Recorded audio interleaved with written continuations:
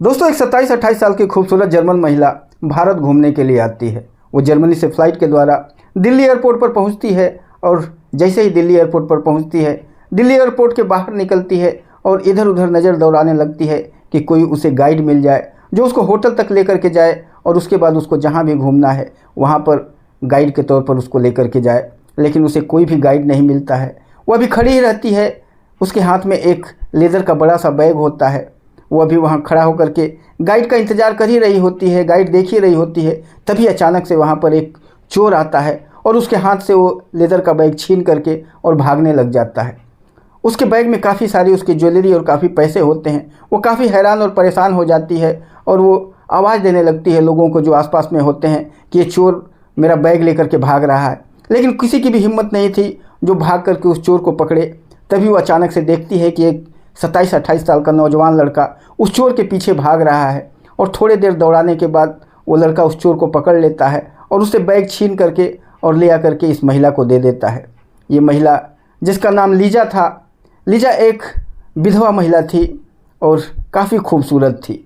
वो जब उसको बैग देता है तो वो महिला, जिसका नाम लीजा था, लगातार उसके तरफ देखने लगती है। उस लड़के का नाम राजवीर था। उसके तरफ देखने लगती है और उसको थैंक यू कहती है। लड़का कहता है, कोई बात नहीं मैडम, ये तो हमारा फ़र्ज़ है। आपके साथ अगर कोई ऐसी अप्रिय घटना घट रही है तो हमारा ये फ़र्ज़ बनता है कि आपका मदद करना, और मैंने सिर्फ फ़र्ज़ ही निभाया है। वो महिला उसके तरफ देखती है और देखने के बाद अपने पर्स से काफ़ी सारे पैसे निकाल करके उसको देने लग जाती है।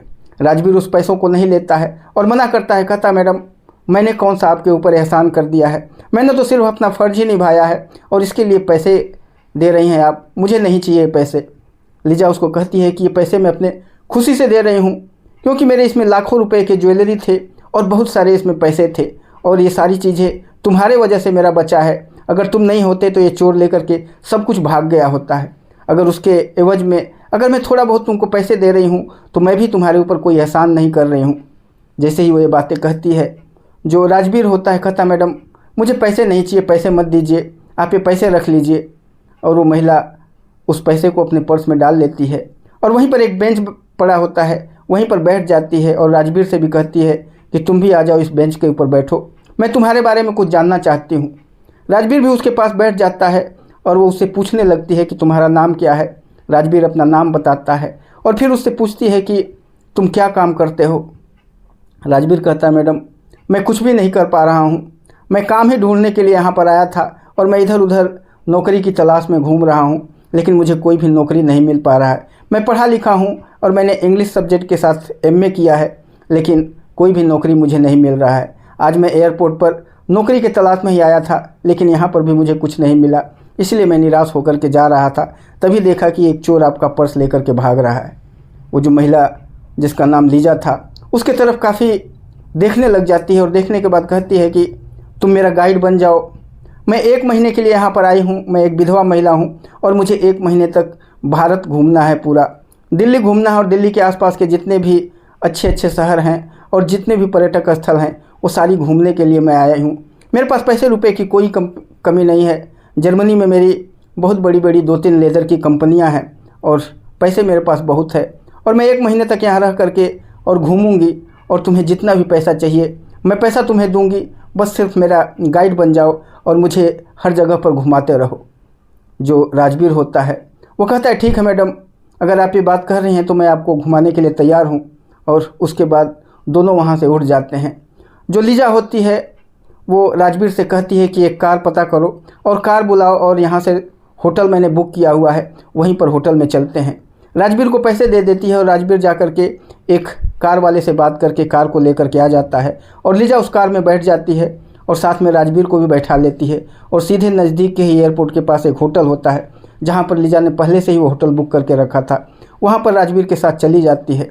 जैसे ही वो होटल में पहुँचती है उस कार वाले से भी बात करती है और कहती है कि कल से मुझे इधर उधर जहाँ भी दिल्ली के आसपास का जो एरिया है वो घूमने के लिए जाना है। तुम्हें जो भी पैसा चाहिए मैं तुमको पैसा जितना भी ज़रूरत होगा उससे ज़्यादा दूंगी, तुम्हें ले चल के मुझे घुमाना है। जो कार वाला होता है वो भी तैयार हो जाता है, कहता, मैडम, कोई बात नहीं, कल से आपको जहाँ भी जाना होगा मैं घुमा दूंगा। और तब लीजा उसको कहती है कि कल सुबह 10 बजे यहाँ पर आप अपनी कार लेकर के पहुँच जाना। वो कार वाला तैयार हो जाता है और लीजा और राजवीर को उतार करके अपनी कार लेकर के चला जाता है। लीजा होटल में राजवीर के साथ अपने जो भी रूम उसने बुक किया था उस रूम में चली जाती है और साथ में राजवीर भी उसका बैग लेकर के और उस होटल के अंदर चला जाता है। जा कर के उस रूम के अंदर अपना बैग वगैरह राजवीर उसका रखता है। जो लीजा होती है वहाँ पर वेटर को कह करके और 2 कॉफ़ी मंगाती है। दोनों कॉफ़ी पीते हैं और उसके बाद लीजा थोड़ा बहुत राजवीर से बातचीत करती है और उसके बाद राजवीर कहता है मैडम जा रहा हूँ मैं।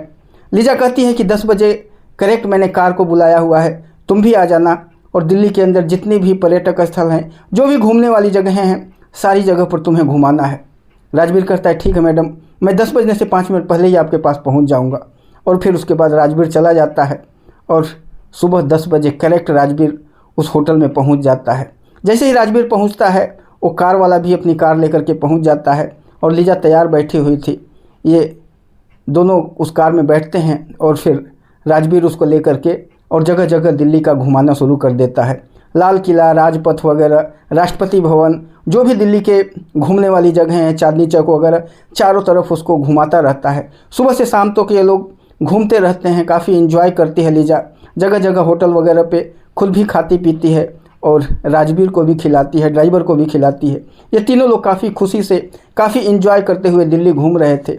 सुबह से शाम तक घूमने के बाद शाम को लीजा राजवीर के साथ में उस होटल में पहुंच जाती है और राजवीर भी वहां पर पहुंच जाता है और राजवीर वहां पर जा कर के थोड़ी देर वहां पर होटल में लीजा के साथ बैठता है और फिर कहता है मैडम कल का क्या प्रोग्राम है।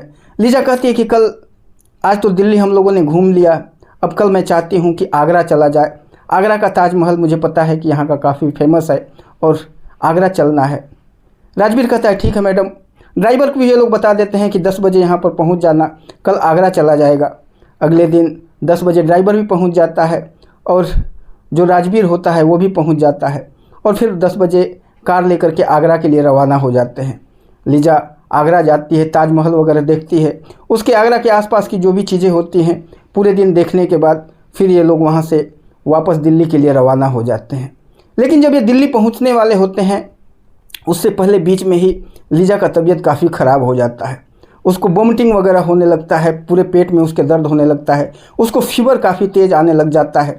अब वो उसकी हालत इतनी ख़राब हो जाती है कि जो राजवीर होता है काफ़ी परेशान हो जाता है और किसी भी तरह से उस कार से लेकर के और ये लोग दिल्ली पहुंचते हैं और वहां से उठा करके अपनी गोद में उठा करके और लीजा को रूम तक लेकर के आता है और बिस्तर के ऊपर सुलाता है। लीजा काफ़ी परेशान थी, बार बार उसको वोमिटिंग हो रहा था, उसके पेट में मरोड़ हो रहा था, दर्द हो रहा था, उसका सिर चकरा रहा था और उसके शरीर पर बिल्कुल तेज़ बुखार था। वो बुखार से बिल्कुल काँप रही थी। राजवीर भाग करके जाता है और एक डॉक्टर को बुला करके ले आता है। डॉक्टर उसका अच्छे तरीके से चेकअप वगैरह करता है। चेकअप करने के बाद कहता है कि इसको फीवर ज़्यादा है और इसको फूड पॉइजनिंग वगैरह हो गया है, कुछ उल्टी सीधी चीज़ें ज़्यादा इसने खा लिया है जिसके वजह से इसको दिक्कत हो रहा है। मैं दवा वगैरह दे देता हूँ और ये थोड़ी देर में 1 आध घंटे के अंदर हो सकता है इसको आराम हो जाएगा। अगर आराम नहीं होगा तो मैं सुबह फिर चेक करने के लिए आऊँगा। और वो दवा दे करके डॉक्टर चला जाता है और राजवीर वहीं पर रहता है, वहीं पर उसके पास ही बैठा रहता है। अब राजवीर अपने घर भी नहीं जा पाता है क्योंकि लीजा बेहोश पड़ी हुई थी, बुखार में तप रही थी, बार बार वोमिटिंग कर रही थी। उसकी हालत इतना ज़्यादा नाजुक हो गया था कि राजवीर अपने घर नहीं जा पाता है और वहीं होटल में लीजा के साथ रुक जाता है। बार बार लीजा के ऊपर कपड़ा ठंडा करके, गीला करके और उसके सिर के ऊपर रखता रहता है, उसको दवाइयाँ खिलाता रहता है, उसका हाथ पैर वगैरह सब चीज़ दबाता है, उसको बार बार उठा करके जब वो वोमिटिंग वगैरह करती है तो उसको साफ़ करता है। उसको तकरीबन 11-12 बजे रात तक उसका सेवा करता रहता है। 12-1 बजे के बाद लीजा को थोड़ा सा बुखार से आराम होता है और फिर लीजा नींद में सो जाती है। जब लीजा सो जाती है तो राजवीर भी एक बगल में सोफ़ा पड़ा हुआ था, उस पर जा कर के सो जाता है। थोड़ी देर जब लीजा आधा 1 घंटा सोती है तो अचानक लीजा की नींद खुल जाती है और जब नींद उसकी खुलती है तो वो उठ करके बिस्तर पर बैठ जाती है और राजवीर की तरफ देखने लग जाती है। और राजवीर को देख करके यही सोच रही थी कि कैसा इंसान है, कितना भोला मानुस है, कितना अच्छा इंसान है। अगर आज ये नहीं होता तो मेरा कुछ भी मेरा हो सकता था। बुखार इतना तेज़ था, इतनी हालत मेरी ख़राब थी, अगर ये नहीं होता तो क्या हो जाता मेरे साथ। इसने घर भी नहीं गया और पूरी रात मेरी सेवा करता रहा और अभी जब थोड़ा सा आराम हुआ था मुझे तब जाकर के बेचारा कितने बच्चे की तरह से और सोफ़ा के ऊपर सो गया है। कोई दूसरा व्यक्ति होता तो इस चीज़ का फ़ायदा उठाने की कोशिश करता, लेकिन उस दिन मैं इसको पैसा दे रही थी तो पैसा भी इसने नहीं लिया और आज इस तरह से सेवा किया है जैसे कि कोई घर का व्यक्ति करता है। और ये सोच सोच करके उसके आंखों से आंसू भर जाते हैं और उस सोफ़ा के पास जा कर के उसके पास बैठ जाती है और उसके चेहरे को देख करके उसको बार बार काफ़ी देर तक निहारने लग जाती है। उसके दिलो दिमाग में पता नहीं ऐसा क्या चीज़ आता है कि वो उसके गालों पर चुंबन की बौछार कर देती है। दोस्तों, उसके बाद जैसे ही वो उसके गालों पर चुंबन की बौछार करती है, राजवीर की नींद खुल जाती है और राजवीर उठ करके बैठ जाता है और कहता है, क्या हो गया मैडम, आपका तबीयत ठीक तो है, कोई दिक्कत तो नहीं है। वो उसके तरफ देखने लगती है, उसकी आंखों में आंसू होता है। राजवीर कहता है, मैडम क्या हो गया, आप रो क्यों रही हैं? तब वो कहती है कि कुछ नहीं, बस ये एक खुशी का आंसू है। मैं तुम्हारे बारे में ही सोच रही हूँ, तुम्हें ही देख रही हूँ कि अगर आज तुम नहीं होते तो मेरी क्या हालत होती। उस दिन तुमने उस चोर से मेरे लाखों रुपए की ज्वेलरी और पैसे सब बचा दिए, उसके बावजूद तुमने एक पैसा भी नहीं लिया। इतना ईमानदार तो मैंने आज तक नहीं देखा है। और यही देख करके उसके तरफ बार बार कह करके और देख करके वो रोती रहती है। तभी राजवीर कहता, मैडम जाइए, आप सो जाइए, मैं भी थोड़ी देर आराम कर लेता हूँ, सुबह फिर आपका तबीयत ठीक हो जाएगा तो कहीं घुमाने के लिए ले चलूँगा। वो कहती है, नहीं, सुबह हम कहीं घूमने के लिए नहीं जाएंगे और तुम इस सोफ़ा के ऊपर मत सो, तुम भी आ जाओ बेड के ऊपर ही मेरे साथ ही सो। मैं नहीं चाहती हूँ इस तरह से सोफ़े पर तुम परेशान हो करके सो रहे हो। वो उसको मना करता है, लीजा को कहता है, मैडम मैं कैसे आपके साथ सो सकता हूँ, आप सोइए जा करके, मैं ऐसे ही एक आध घंटा आराम कर लूँगा और फिर घर चला जाऊँगा। लेकिन जब लीजा नहीं मानती है, बार बार उसको पकड़ करके और सोफ़ा से अपनी चारपाई पर लेकर आ जाती है, तो वो भी आ जाता है और उस चारपाई पर सो जाता है, उस बेड के ऊपर सो जाता है। और लीजा और जो राजवीर होते हैं दोनों उस बेड के ऊपर सो जाते हैं। थोड़ी देर के बाद लीजा के दिलो दिमाग में पता नहीं क्या चलने लगता है। वो राजवीर को अपनी बाहों में भर लेती है और जब बाहों में भरती है और इधर उधर उसके शरीर को छूने लग जाती है तो राजवीर को भी कुछ न कुछ होने लग जाता है और राजवीर भी उसका साथ देने लग जाता है। फिर उस रात उन दोनों के बीच में जितनी भी दीवारें हैं सारी दीवारें टूट जाती हैं और इन दोनों के बीच में शारीरिक संबंध स्थापित हो जाता है। ये लोग काफ़ी खुश होते हैं दोनों। लीजा बहुत ही खुश होती है क्योंकि वो एक विधवा औरत थी और काफ़ी दिनों के बाद उसे किसी पुरुष का संबंध प्राप्त हुआ था। इस वजह से वो काफ़ी प्रसन्न थी, काफ़ी खुश थी। और फिर उसके बाद ये लोग सो जाते हैं और सुबह उठने के बाद लीजा कहती है, आज कहीं भी जाने का मूड नहीं है, अगर तुम घर जाना चाहते हो तो चले जाओ। लेकिन उसके बाद जो इनके जीवन में होता है, पूरा जीवन इनका उथल पुथल हो जाता है। आखिर ऐसा क्या होता है इनके साथ, कौन सी घटना इनके साथ घटती है, ये सारी चीज़ें जानने के लिए आपको इस वीडियो के लास्ट तक बने रहना पड़ेगा। दोस्तों, काफ़ी मार्मिक कहानी है, काफ़ी इमोशनल स्टोरी है और काफ़ी अच्छी कहानी है, काफ़ी सुंदर कहानी है। इस वीडियो में लास्ट तक बने रहिएगा। अगर आपने अभी तक चैनल को सब्सक्राइब नहीं किया होगा तो चैनल को सब्सक्राइब कर लीजिएगा, वीडियो को लाइक कर दीजिएगा और अपने दोस्तों को शेयर करना बिल्कुल मत भूलिएगा। चलिए जानते हैं इस पूरी कहानी को इस वीडियो के माध्यम से। दोस्तों, दिल्ली के पालम गाँव में एक परिवार रहता है। उस परिवार के मुखिया की मृत्यु हो चुकी होती है। उस परिवार में एक विधवा औरत होती है, उसका एक बेटा होता है और 2 बेटियां होती हैं। 4 लोगों का परिवार होता है। कमाने वाला कोई भी नहीं होता है और जो विधवा औरत होती है वही इधर उधर से काम करती है, मजदूरी करती है, लोगों के घरों में काम करके और अपने बेटे और बेटी का किसी भी तरह से पालन पोषण करती है। बेटा, जिसका नाम राजवीर था, राजवीर ने इंग्लिश से MA कर लिया था और इधर उधर नौकरी की तलाश में था, लेकिन कोई भी नौकरी उसको नहीं मिल रही थी।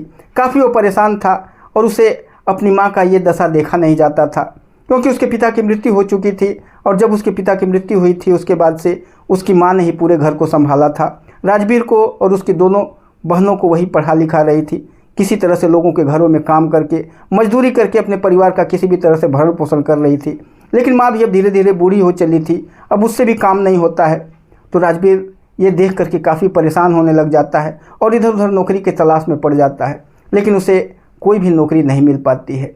तभी एक दिन वो एयरपोर्ट जाता है और सोचता है कि एयरपोर्ट पर जो सामान वगैरह लोडिंग वगैरह अनलोडिंग करने वाले जो होते हैं वैसे जा कर के मैं भी कुछ काम करूँगा तो कुछ पैसे वगैरह मिलेंगे। लेकिन वहाँ जब जाता है तो वहाँ भी उसको कोई काम नहीं मिलता है और यही सोच करके वहीं पर एक बेंच के ऊपर बैठ करके यही सोच रहा था कि कैसे मेरे घर परिवार का काम चलेगा, कब तक मेरी माँ, बूढ़ी माँ ऐसे ही काम करती रहेगी।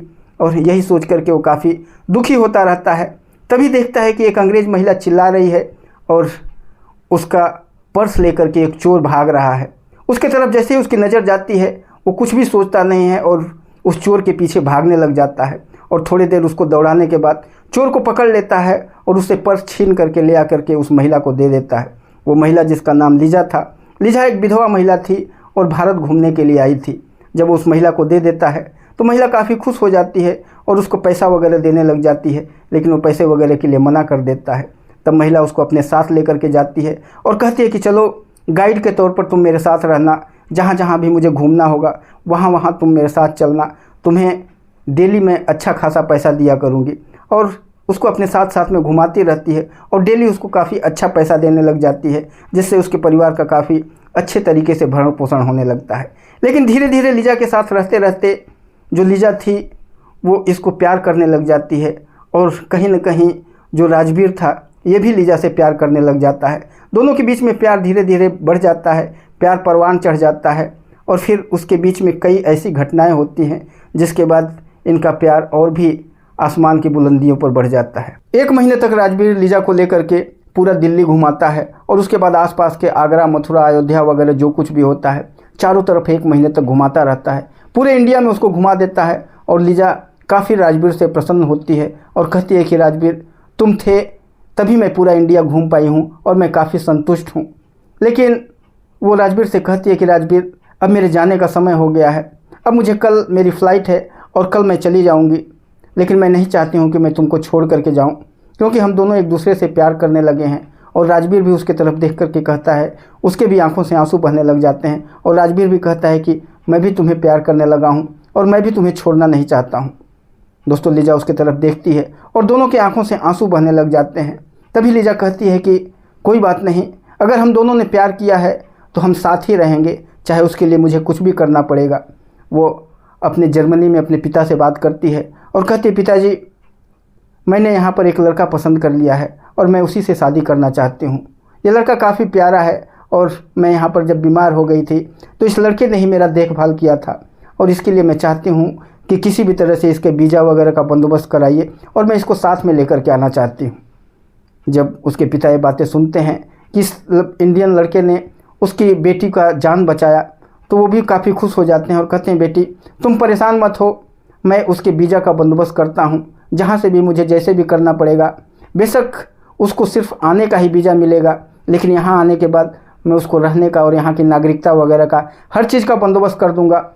पहले उसको यहाँ पर आ तो जाए और कुछ दिनों के बाद 10-15 दिन का इसके वीज़ा का टाइम भी लीजा का बढ़वा देते हैं और कहते हैं तुम 10-15 दिन वहीं पर रहो, तुम्हारा टाइम मैं एक्सटेंड करवा देता हूँ और इन्हीं 10-15 दिनों में मैं उस लड़के का भी वीज़ा बनवा दूँगा। इन्हीं 10-15 दिनों में इसका भी विजिट वीज़ा बनवा देते हैं और फिर लीजा उसको अपने साथ लेकर के जर्मनी चली जाती है। जर्मनी जाने से पहले जो राजपाल था अपनी बहनों अपनी माँ से मिल करके जाता है और कहता है, माँ परेशान मत होना, मैं जल्दी से पैसे भेजूँगा और इन दोनों बहनों की शादी होगी और मैं जब भी मुझे मौका मिलेगा मैं तुम्हारे पास आ जाऊँगा। माँ भी काफ़ी खुश होती है कि चलो जो उसका बेटा था राजवीर उसको एक अच्छी विदेशी बहू मिल रही है जो कि काफ़ी पैसे वाली है और उनके घर का जो भी खर्चा बर्चा है, जो भी दिक्कतें हैं सब सॉल्व हो जाएगा। उनकी बहनें भी काफ़ी खुश होती हैं और फिर इसके बाद सबसे मिलने के बाद राजवीर लीजा के साथ जर्मनी चला जाता है। जर्मनी वो ऐसे विजिट वीज़ा पर जाता है, लेकिन वहाँ जैसे ही वो जाता है तो जो लीजा होती है, लीजा के पिता काफ़ी पैसे वाले होते हैं, काफ़ी उनकी वहाँ पर लोगों से जान पहचान होती है और तुरंत कुछ ही दिनों में वो उसकी नागरिकता उसको वहाँ पर दिला देते हैं और फिर उसके बाद लीजा अपने पति राजवीर के साथ शादी कर लेती है और दोनों पति पत्नी बन करके और जर्मनी में रहने लग जाते हैं। लीजा काफ़ी पैसे वाली थी, 2-3 उसकी लेदर वगैरह की कंपनियां थी, पैसे वगैरह की किसी कोई कमी नहीं थी। वो राजवीर को पैसे देती रहती है और राजवीर उन पैसों को अपने देश में भेजता रहता है, अपनी माँ के नाम से अपनी बहनों के नाम से भेजता है और उनका घर परिवार काफ़ी अच्छे तरीके से चलने लग जाता है। काफ़ी पैसे जब कमा लेता है तो तकरीबन 1 साल के बाद लीजा को साथ में लेकर के और इंडिया आता है और इंडिया आने के बाद लीजा से कहता है कि मैं 1-2 महीने यहीं पर रहूँगा और मैं अपनी बहनों को अच्छा लड़का देख करके इन दोनों की शादी करके और इस चीज़ से निपटारा होने के बाद माँ को भी साथ में लेकर के जाना चाहता हूँ। लीजा कहती है, कोई बात नहीं, माँ को भी लेकर के चलिए, उनका भी वीज़ा वगैरह बनवाते हैं, वहीं की नागरिकता बनवा देते हैं, यहाँ रह करके क्या करेंगी, हमारे साथ ही रहेंगी। और फिर ये लोग 2-3 महीने तक इंडिया में ही रहते हैं और काफ़ी धूमधाम से अपनी दोनों बहनों की शादी अच्छा लड़का देख करके और करवा देता है। और उसके बाद इन्हीं 2-3 महीनों के बीच में अपनी माँ का वीज़ा वगैरह बनवा करके और अपनी माँ को भी साथ में लेकर के जर्मनी चला जाता है। उसकी माँ भी जर्मनी में रहती है और राजवीर अपनी पत्नी के साथ, लीजा के साथ काफ़ी हंसी खुशी से जर्मनी में रहने लग जाता है। थोड़े ही दिनों में राजवीर काफ़ी पैसे वाला हो जाता है, क्योंकि पैसे तो ऑलरेडी जो लीजा थी उसके पास था ही। वो सारी जो कंपनियां वगैरह थी सबका मालिकाना हक तो राजवीर का ही हो गया था, क्योंकि लीजा अपने पिता की एकलौती संतान थी।